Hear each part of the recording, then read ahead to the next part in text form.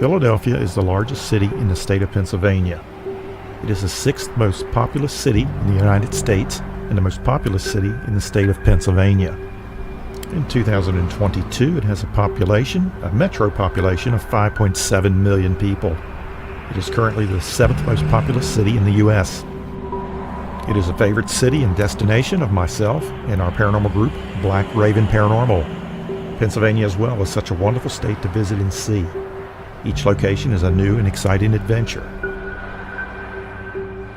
Which brings us to a historic fort, which was commissioned in 1771 and sits on Mud Island on the Delaware River below Philadelphia, near the Philadelphia International Airport. It has a long history and a haunted history at that. Such haunts and experiences involving Civil War soldiers roaming the fort, guarding over prisoners, always watching, manning their post.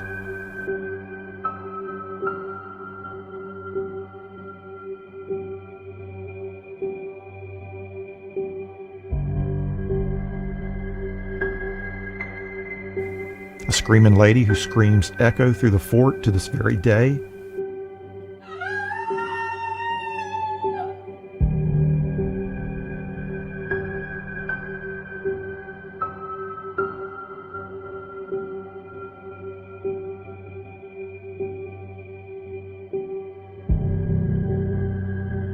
And other countless young men and soldiers who may have died from yellow fever or the harsh winter conditions here.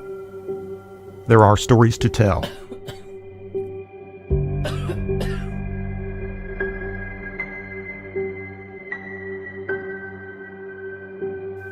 These are just a few of the very many residents and stories this incredible historic location has to share. Having been here numerous times over the past 13 years, we are thrilled to share our experiences, data, and thoughts of what we rank as the #1 haunted location in the United States.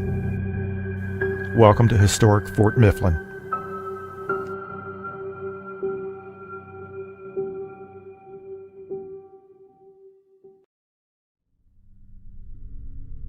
There are numerous haunts here at Fort Mifflin, and why not? When you have history and energy present here dating back to 1771, people lived and died here. Monumental events occurred here.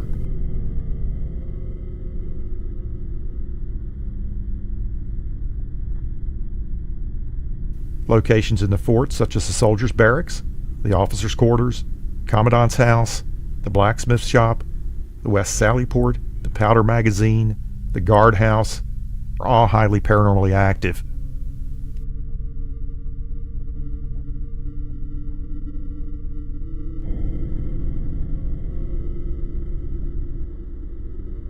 As a paranormal group investigating here over the years, we have had much success with evidence and data, some of which we will share with you today in all of these locations. We have a great amount of success, particularly with audio recordings.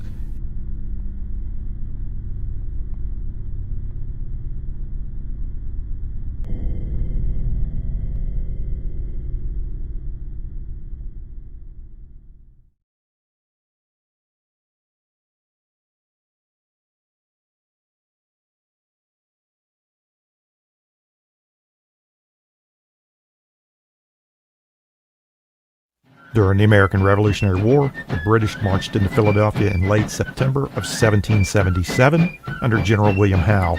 Surrounded by hostile forces, his troops were in desperate need of supplies. His objective was to pursue and destroy General George Washington's army before winter. Howe gave the order for a fleet of British ships to sail up the Delaware Bay with supplies for his occupying troops. 200 men garrisoned at Fort Mifflin were tasked with disrupting Howe's plans so that Washington and his exhausted army could successfully move into winter quarters.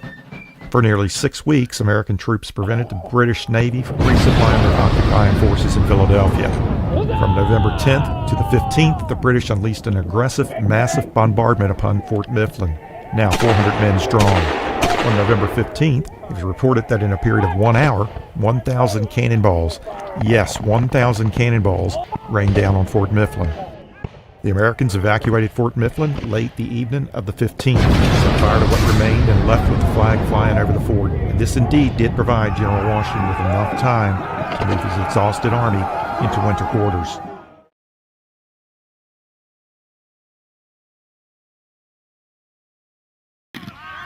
During the Civil War, the Union used Fort Mifflin to house Confederate prisoners of war, as well as Union prisoners and civilian prisoners. Numerous Confederate prisoners occupied Fort Mifflin from 1863 until 1865 and were housed in Casemate 1.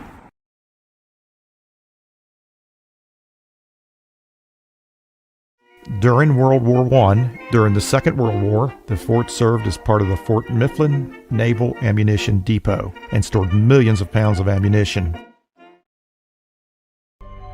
Today, Fort Mifflin hosts guided tours, live-in history programs, and a wide variety of events, including group tours, education programs, historical reenactments, scout programs, and paranormal investigations.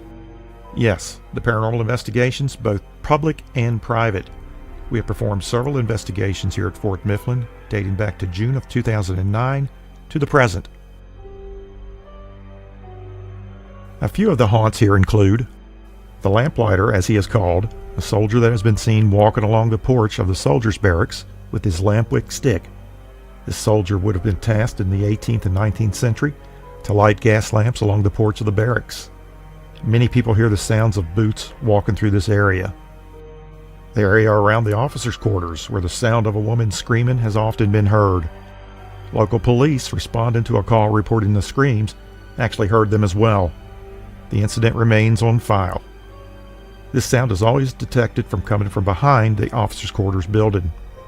It is believed the screaming lady may be Elizabeth Pratt, mourning the loss of her 2 young children from yellow fever in the very early 1800s. Mrs. Pratt, her husband and family, resided in a small building in the area, currently where the artillery shed is today. Then there is Elizabeth Bunker, who lived in the 2nd floor of the officers' quarters with her husband. She suffered from an intestinal disease called gastritis, which can be quite painful. She eventually succumbed to it and died in the hospital building on the grounds in 1863. Our guess would be the latter, to be the screaming woman here at Fort Mifflin. Today and tonight, we are going to examine, explore, and investigate some of these areas and more, as well as share past experiences and data from previous adventures and investigations with you, as well as speak with Fort Mifflin paranormal tour guide and fellow investigator Greg O'Brien.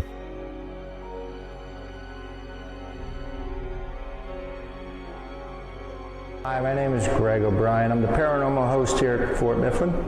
Just a historic part of the fort. It's a hidden jewel. I mean, people don't know of this place. Everybody knows of Valley Forge during the Philadelphia campaign, but this was the fort that held off the British long enough for Washington to get back and camp at Valley Forge. So it became the nickname, the fort that saved America. So it's this very, very forgotten piece of history.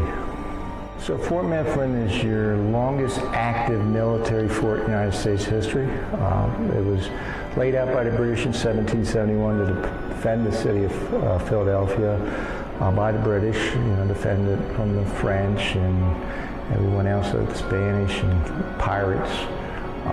And then 1777, it was the siege of Fort Mifflin. You had about 250 Americans that were killed during the siege by the British. They held the fort, they held the river long enough so that Washington can retreat back to Valley Forge. When this fort was being rebuilt under John Adams, 1790s, 1798 it was completed. It was being rebuilt by the French. You had French soldiers, French engineers, and it was during the yellow fever epidemic of that was happening in Philadelphia. So you had yellow fever deaths here. It's documented. People, this was a first lazaretto in the area. They would stop the ships from going into Philadelphia, and they'd check them, and if anybody was sick, they would bring them off the ship. So you had the yellow fever deaths here. During the Civil War, this became a military prison. Housed Confederate soldiers that were from Battle of Gettysburg. They marched them all the way from Gettysburg to here. You had Union soldiers, those charged with desertion, murder, any kind of military charges, they were held here. Plus you had political prisoners. There was a group from upstate New York and a group from out in western Pennsylvania that were held here. Those that had opposite views, that opposed the war, didn't like Lincoln, they were rounded up and locked up. Plus there was a group that, if anybody knows about the Molly Maguires, the Irish miners that uprising upstate Pennsylvania, so there was a group of them brought here. World War I, military depot, Navy Yard just up the river, so they housed all the munitions here. World War II, they used it to put anti-aircraft guns to defend the Navy Yard. And in Korean War, it was used as a storage depot. So then it was deactivated in 1954 and decommissioned 62, given to the city of Philadelphia. So that's your basic history of the fort. And behind us, you can see some of these, what we call the spikes. These were laid out across the river from all the way across to New Jersey, right below the water line to keep the British warships from entering Philadelphia. This was just dredged up a few years ago and preserved and has been returned here. But yeah, they put them across so it held the British fleet up enough that it was a 6-week siege here at the fort. There were hangings here for desertion. There was deaths by firing squad.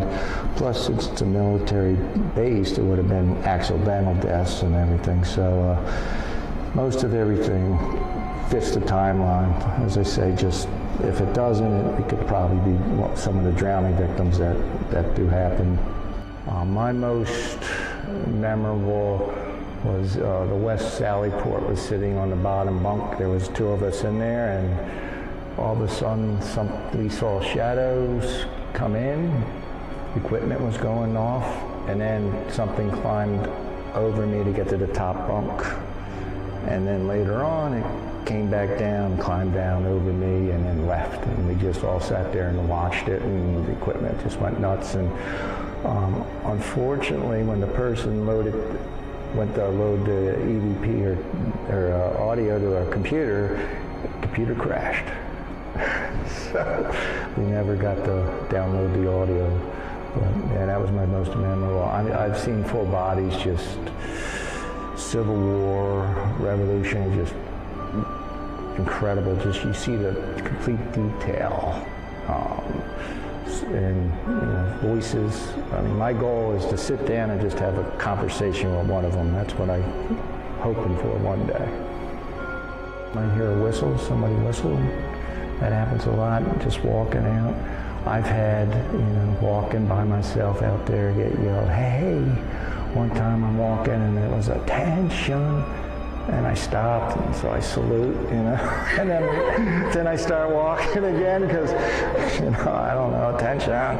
So I've sat out here on the bench at 2, 3 o'clock in the morning and hear them marching back and forth on the parade ground. So you can experience everything. You got intelligent residual.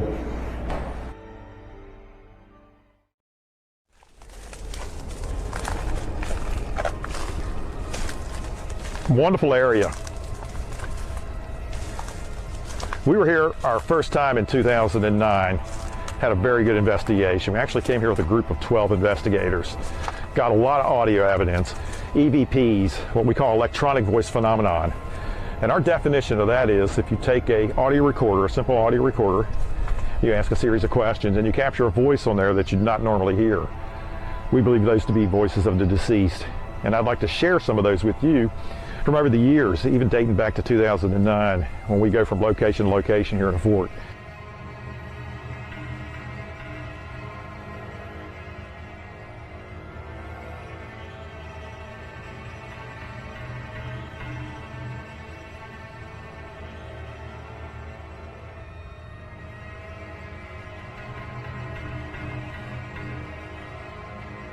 So we're here at the West Sally Port. This is a very active area. One of the really cool things, and I'm going to take you inside here, was back in 2013, we had a group of 12 people here investigating. 3 women were in this location, one of those being my girlfriend Lisa. She caught a really good EVP. Let's go back here and I'll show you where.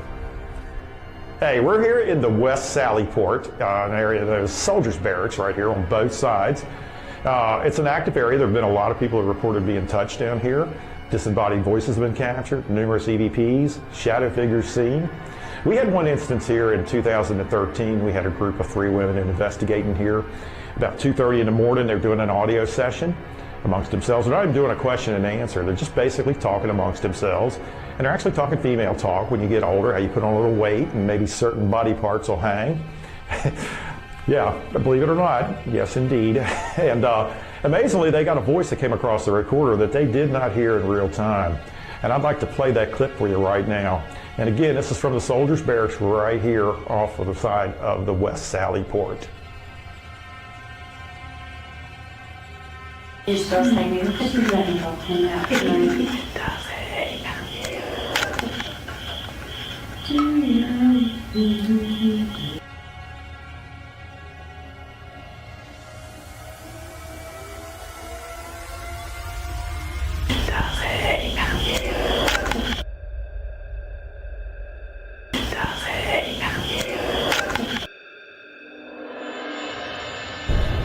The history here goes back from the Revolutionary War to the Civil War. So many people have come through here in such hard times that, yeah, there's just so much cool stuff about it.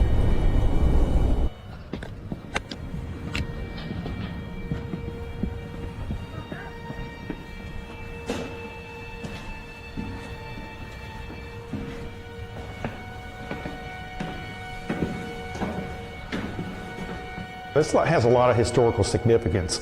Actually, during the American Civil War, Confederate prisoners of war were kept here. Kept as many as a couple hundred in this little area. That's hard to imagine if you think about that. Very extreme conditions, very cold in the winter, hot and humid in the summer. This is an area that would have kept political prisoners during the Civil War. People that might have been opposed to the Lincoln administration, those who might have been opposed to the Civil War. If they caused any kind of trouble or whatnot, or if there was suspicion that they might be up to something, they were imprisoned right here. And if you look around, the conditions in here are just disgusting and terrible. They're yucky, muddy, it's damp, it's wet, and it's cold.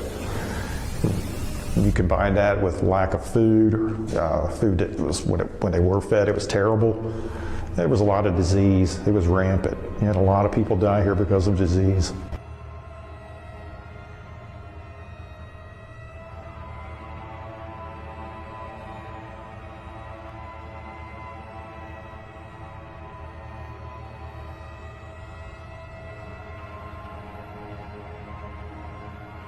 There are a lot of reports of women in particular have been assaulted in here. They've been grabbed, they've had their hair pulled, all kind of things. A lot of EVPs, audio clips captured in here.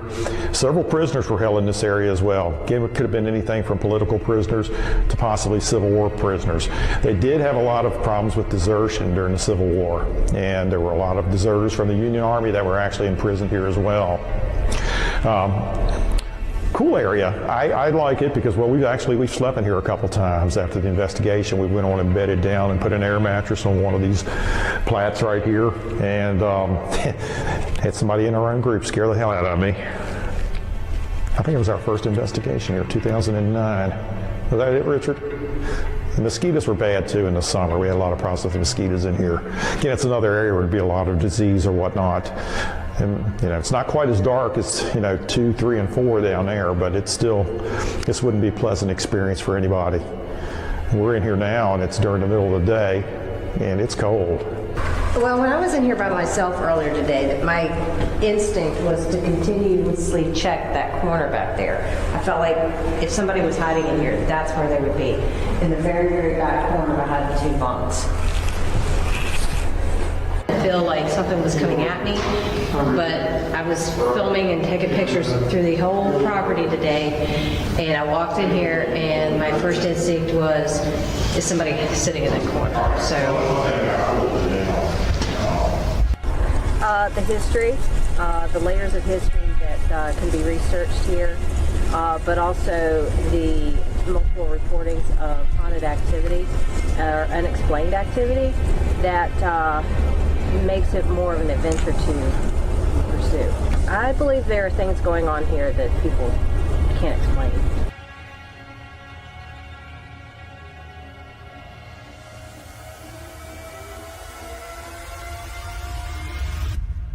We've had a lot of success here with audio.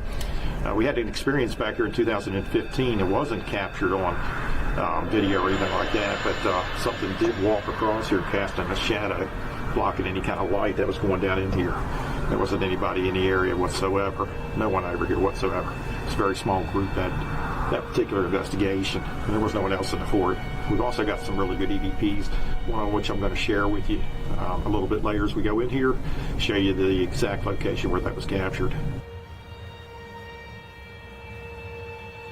Alrighty, making our way in casement 11. It's like stepping into a time capsule. It really is. That is so cool down here. This area was discovered back in 2006. While mowing grass, there was a small hole discovered up above the ground there, and it led to one other thing, a bigger hole, and the next thing you know, they had a ladder extended down in here, and they found all this. This is absolutely amazing. It really is.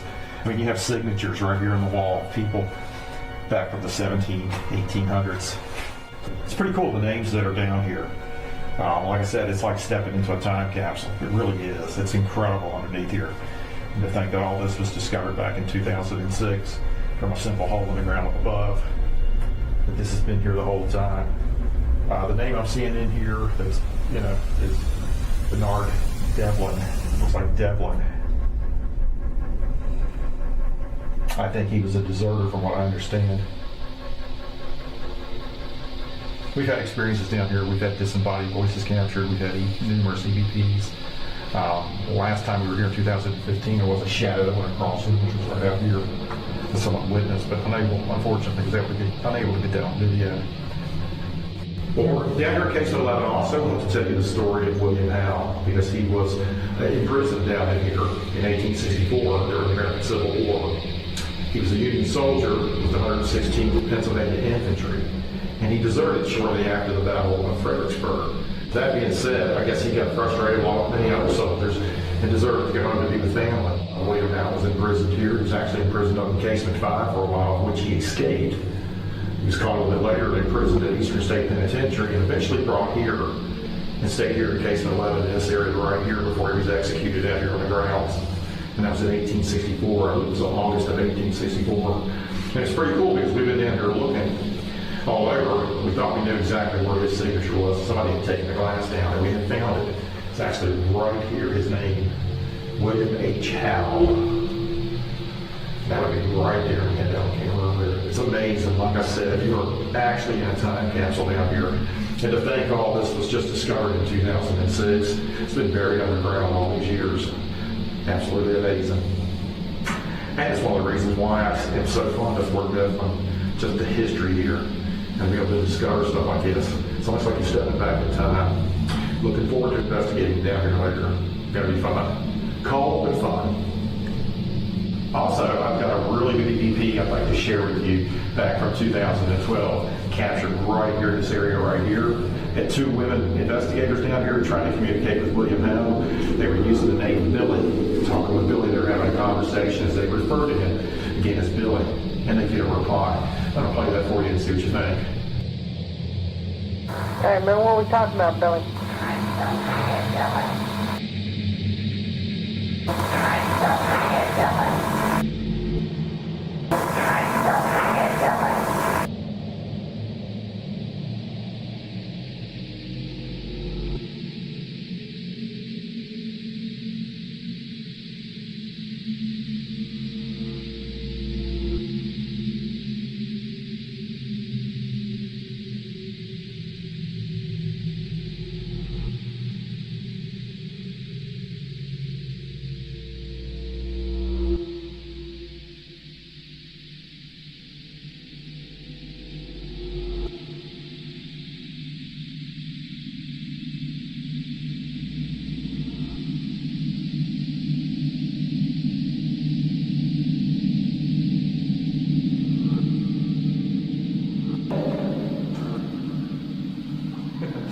Hey, we're in the Powder Magazine here at Fort Mifflin, and this is probably my favorite location to investigate or even tour. I've had numerous experiences in here.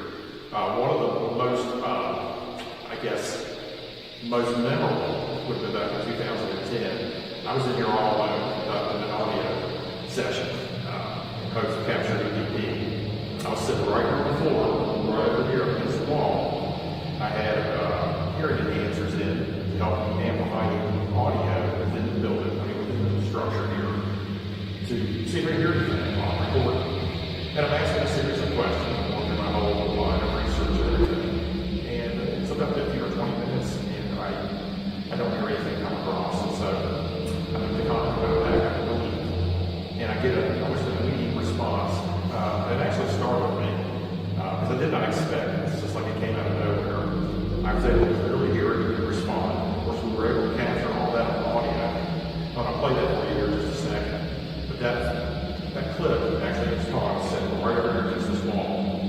We've had other investigators that captured EDP in here. Some of our disembodied voices that are kind of frightening somewhat. And we've had people that have been touched in here as well.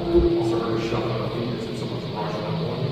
A lot of experiences happening here. And I have to say it's probably one of the more active locations in Fort Mifflin.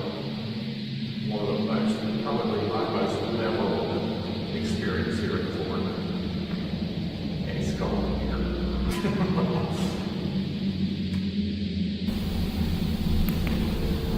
I probably believe.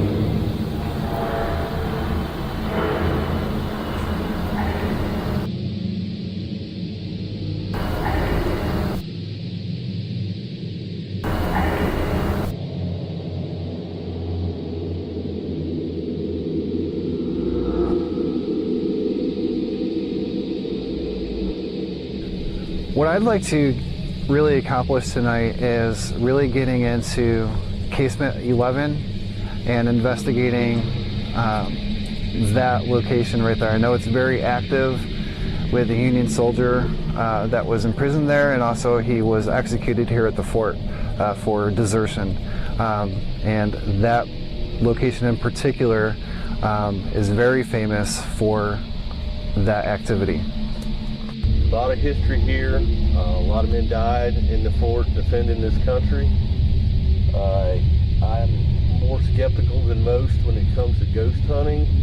I have seen things here, and I can tell you there is activity inside these walls, and I'm very excited to find more that I can put inside my catalog, and I'm just pumped.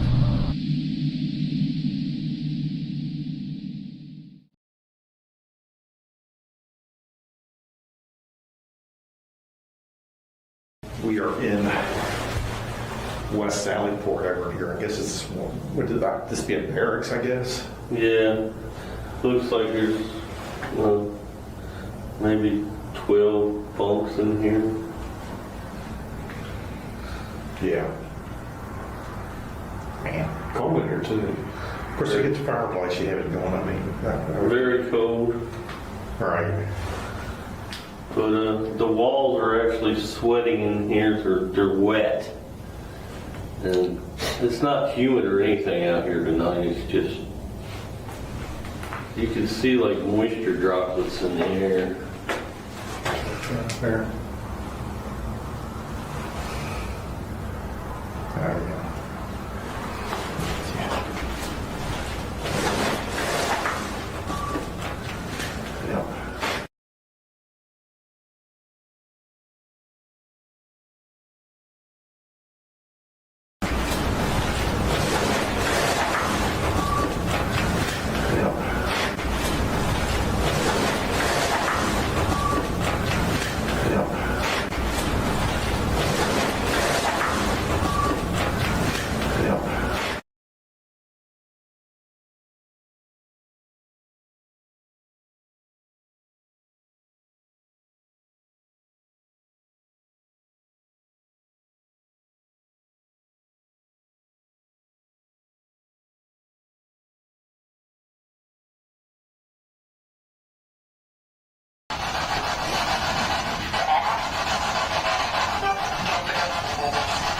Let's see.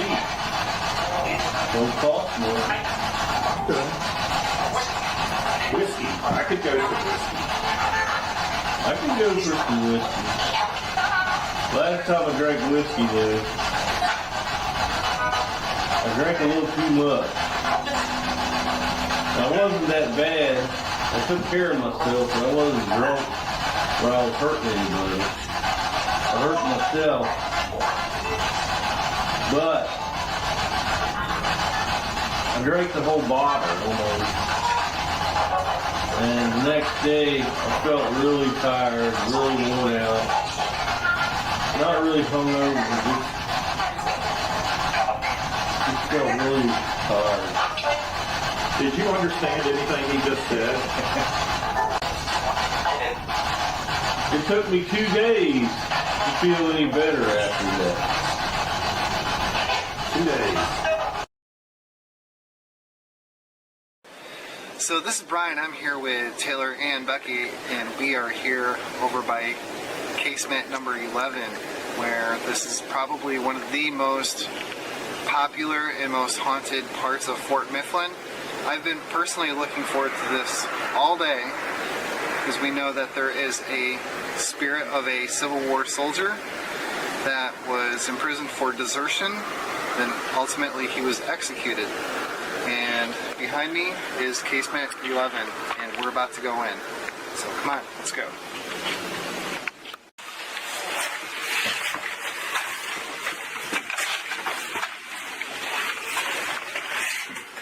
I guess watch your head. Yes, there is a electrical or something here you can hear stuff.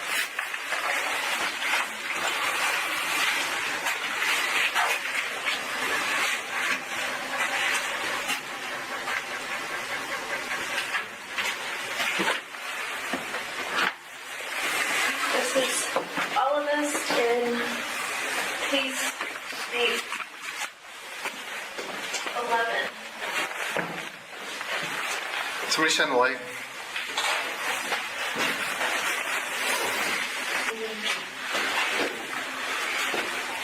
Is this the same hallway?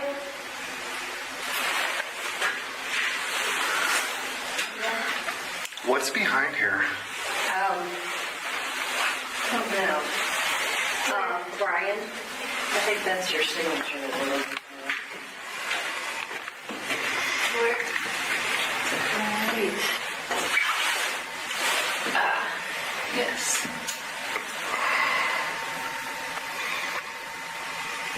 Sense author noticed it. So then when I went out in the hall and then jumped into that little cubby hole and tried to reenact it and couldn't get it to do the same. I got it over here. I got it. You see my breath? Yeah. I know, I noticed that, and I was like, hey, it is that cold. Come on. It's Johnny!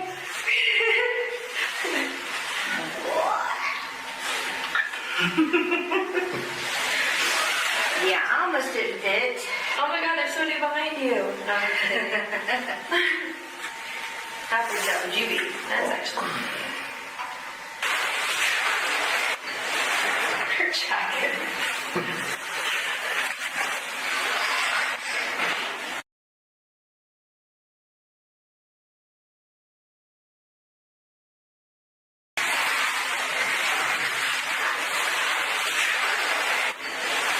Her jacket.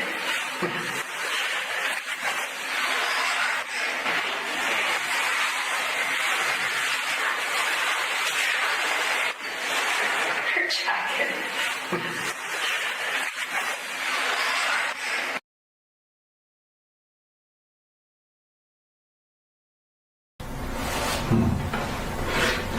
I am thirsty. William Marty's thirsty. I'm sure you were thirsty a lot of times. The only disgusting water you get is one that runs through here, probably. That's probably how you get your illness was through tainted water.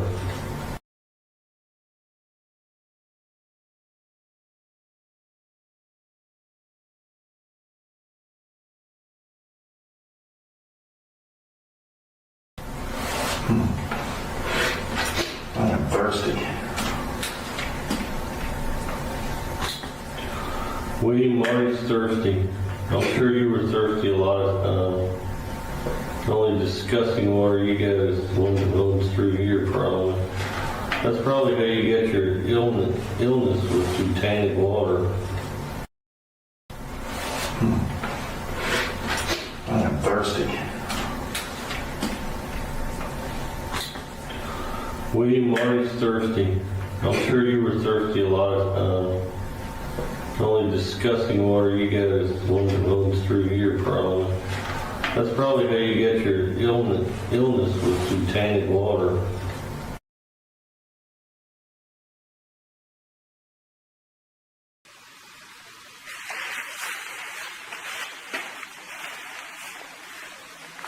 Something just touched me right here. Okay, I'm all the way back here, so. I know, I see you guys. Something just touched me right here. Okay. Hello. Hello?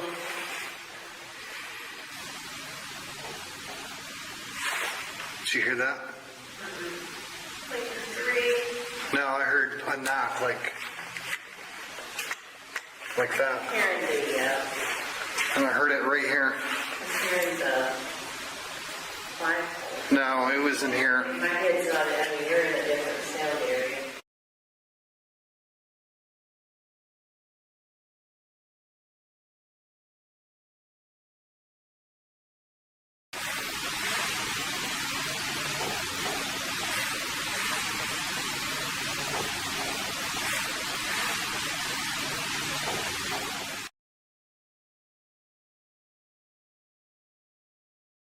Okay, so earlier today, I was in here by myself, and I was taking some IR photography, and my instincts kept telling me to look in this back corner.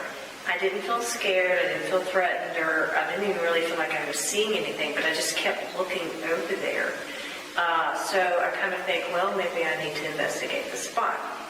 So what we're going to do is I'm going to put this instrument in that area, and what this is an environmental detection instrument. Some people call it EDI for short, but it scans for EMFs, it scans for temperature, it scans for vibration, and air pressure. So if any of these things change suddenly, it's going to light up. So we're hoping that if anything is going on in that corner, it'll pick up on it.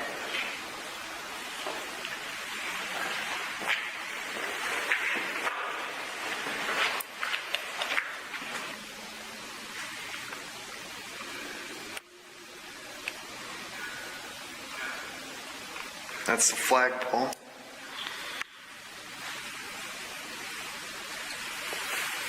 I left a box on the bottom bunk. It has a light on it. It has some numbers. If you have trouble speaking to us, you can touch it. Do you like to hide underneath the bed?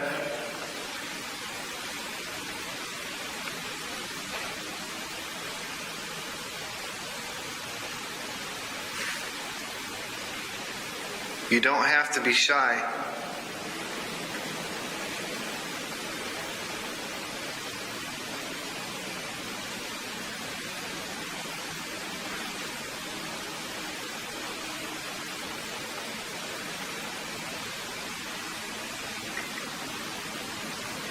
Were you trying to sneak up on me?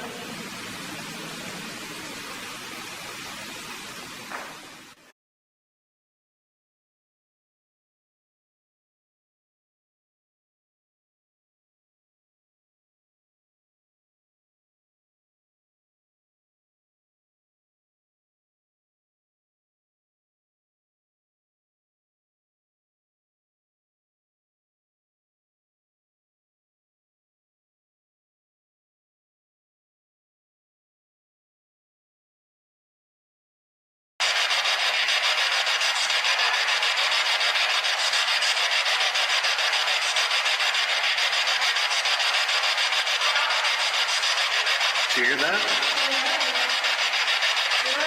Hello? How are you? Nice to meet you.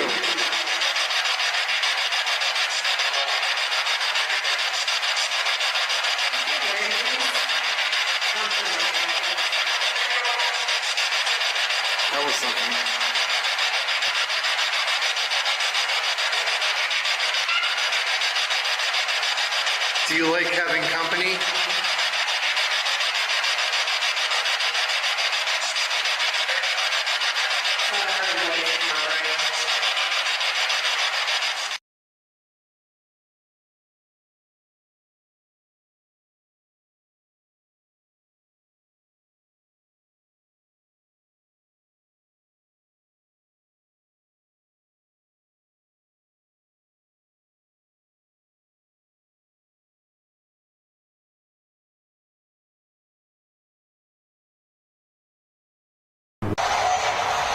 I love to hear you say my name, or Richard. That's a good thing. You can say Marty or Richard.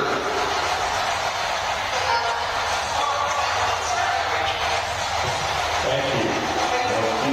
Yeah. Thank you very much. Thank you.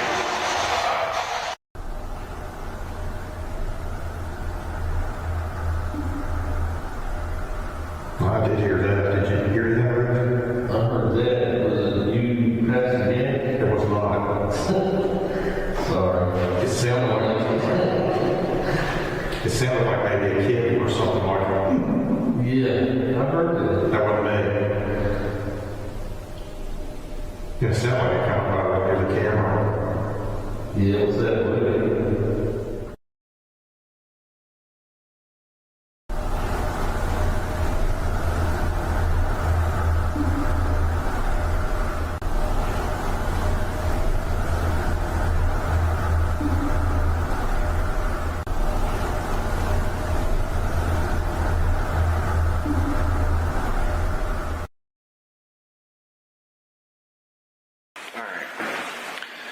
All right, Brian, Taylor, Becky in the museum, Soldier Barracks building.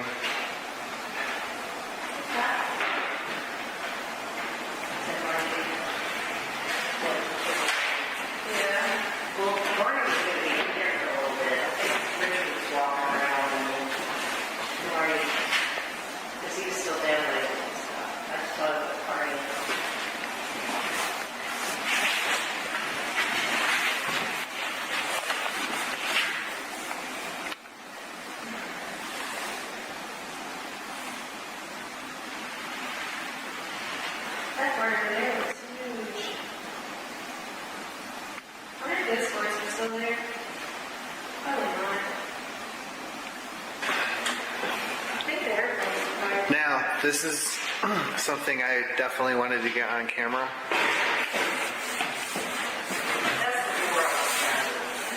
Casemate 11, that's the original door. Oh, I was there.